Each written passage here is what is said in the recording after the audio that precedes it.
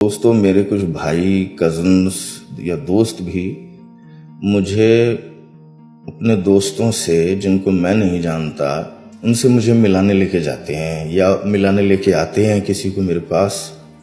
तो ठीक है, वो प्रोएक्टिवली इंट्रोडक्शन करवाते हैं कि ये मेरे बड़े भाई हैं बल्लू भाई, ये वो हैं, बल्लू मेरे घर का नाम है, ये वो है जो भी कुछ रमेश सुरेश दिनेश वोटेवर, ये वो है साहब। और फिर मेरी तरफ मुड़ के कहता है कि अब बात करो इनसे।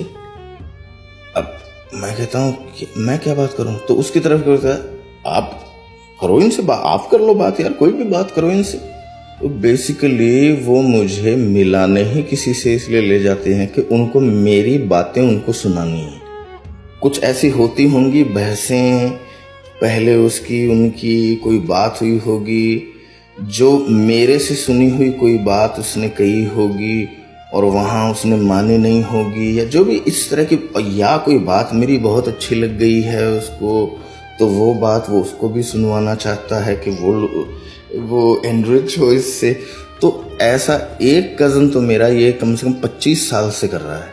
25 साल से वो जब भी यहाँ रहा हूँ वो मुझे किसी नए लोगों से जाके मिलाते रहते हैं कि आप इनकी बातें सुनो साहब। तो ये एक जेन्युइन भावना है उसकी। वो चलो आप कह सकते हैं कि वो भक्त है मेरा, लेकिन मुझसे भी बहसें करता है क्योंकि मैंने इनकरेज किया है ऐसा उसको करने के लिए। सवाल उठाओ ये वो तो करता है मुझसे बहस, लेकिन बहुत ज़्यादा एडमायर करता है, या वो लोग जो करते हैं ऐसा वो मुझे बहुत एडमायर करते हैं कि साहब ये बातें आपकी सुनानी ज़रूरी हैं इन कुछ लोगों को। तो ये जेन्युइन एडमिरेशन का एक्सप्रेशन है और उनको अच्छी तरह से पता है कि तारीफ, खुशामद, आई हेट इट, मुझे बहुत बुरी लगती है। इसीलिए कई लोग मुझे कहते भी हैं कि वो अपनी सिपाहियों को मरवा देता हूँ मैं।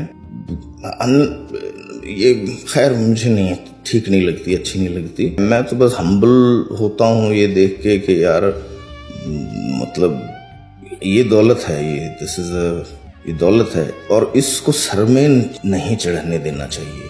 अगर आपके साथ भी ऐसा होता है, लोग सलाह के लिए आते हैं या उसके लिए बिल्कुल मतलब ये दिस इज फ्लैटरी का ही एक हिस्सा है, खुशामद का ही एक है, लेकिन वो आपसे हालांकि कुछ चाहता नहीं है बदले में, तो उसकी कदर तो आपको डेफिनेटली, उसकी इज्जत तो करनी चाहिए। और वैसा बने रहने के लिए जो भी आपको पढ़ाई करनी है या आर्ट करना है या कविता लिखनी है, जिस भी हैसियत से वो आपको लेके गया है, चलिए इसको अपनी वो गज़लें सुनाइए, इसको भी बहुत पसंद है, इस तरह से गया है तो अपने क्राफ्ट को, अपनी सेंसिटिविटी को एज अ शायर या जो भी है पेंटर, वो उसको बनाए रखना फ़र्ज़ बनता है आपका। ये रिस्पॉन्सिबिलिटी है आपकी। जब इस तरह से इंट्रोड्यूस किए जाने लगे हैं आप, तो बिल्कुल आप इसको अपने खोपड़ी में ना चढ़ने दें, और वो ही उतना ही इज्जत जितनी वो दे रहा है आपको, उतनी इज्जत आप खुद को मत देने लग जाना।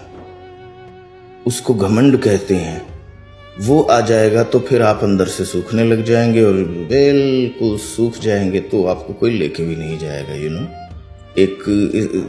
एक रिच आदमी को, एक फर्टाइल आदमी को ऐसे किया जाता है। जब आपका रिश्ता ही टूट जाएगा और आप you will start living in your own head with that false glorifications like mister Rajesh Khanna you lived his life.